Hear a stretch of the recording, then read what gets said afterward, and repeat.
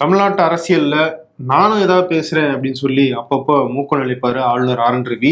இந்த முறையும் ஒண்ணு பேசியிருக்காரு. தமிழ்நாட்டுல பாலியல் வன்கொடுமைகள், போதைப் பொருள் புழக்கம் அதிகமாகிருச்சு. அரசு பள்ளிகள் எல்லாம் தக்க வச்சுக்கிற நோக்கத்துல அரசு செயல்படல, எல்லாம் தனியார்மயமாக்கிட்டு இருக்கு அப்படிங்கிற மாதிரி தான் பேசியிருக்காரு. ஆமா, 207 அரசு பள்ளிகளை வேற மூடி இருந்தாங்க. இருந்தாலும் இப்போ இந்த விமர்சனத்தை திடீர்னு வச்சிருக்கிறாரு. எப்பவும் திமுக அரசுக்கு ஏதாவது பெரிய பிரச்சனை வந்துச்சுன்னா அண்ணாமலை காப்பாத்துவாரு, இல்லைன்னா இவர் ஏதாவது சர்ச்சையை கிளப்பி காப்பாத்துவாரு. அது மாதிரி தானா இதுவும் தெரியல நமக்கு. இதுக்கு அமைச்சர்கள் உடனடியா பதில் சொல்லியிருக்கிறாங்க. பள்ளிக்கல்வித்துறை அமைச்சர் அன்பில் மகேஷ் அவர் என்ன சொல்றாருன்னா, இது RSSோட ஒரு போலி அறிக்கையை அவர் தூக்கி பிடிக்கிறாரு.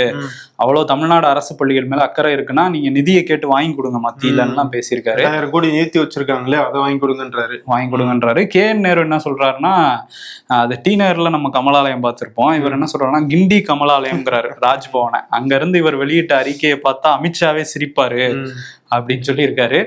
அது மாதிரி உச்ச நீதிமன்றத்திலே போய் இவர் மூஞ்சில கரிய பூசியாச்சு, இன்னுமா அப்படி பண்ணிட்டு இருக்காரு அப்படிங்கிற மாதிரி கேட்டிருக்காரு. ஒருவேளை இந்த டீ பார்ட்டிக்கு யாரும் வந்துடக்கூடாதுன்றதுக்காக அப்படி பேசினாரோ? இல்ல, டீ பார்ட்டிக்கு யாரும் வரமாட்டாங்க, அதுக்கு முன்னாடி இதை சொல்லிடுவோம், இதனாலதான் வரலன்னு அவங்களே புரிஞ்சுக்குவாங்க மக்கள் நினைக்கிறாரு போல. அதான் நினைக்கிறாரு போல. முதலமைச்சர் ஸ்டாலின் இல்ல நாங்க நிராகரிக்கிறோம்னு சொல்லிட்டாரு. திமுக கூட்டணி கட்சிகளும் யாரும் ஆளுநருடைய சுதந்திர தின தேநீர் விருந்துல பங்கேற்கல அப்படிங்கறத அறிவிச்சிருக்காங்க. நயினார் நாகேந்திரன் முன்னாடி போய் உட்கார்ந்துருவாருன்னு நினைக்கிறேன்.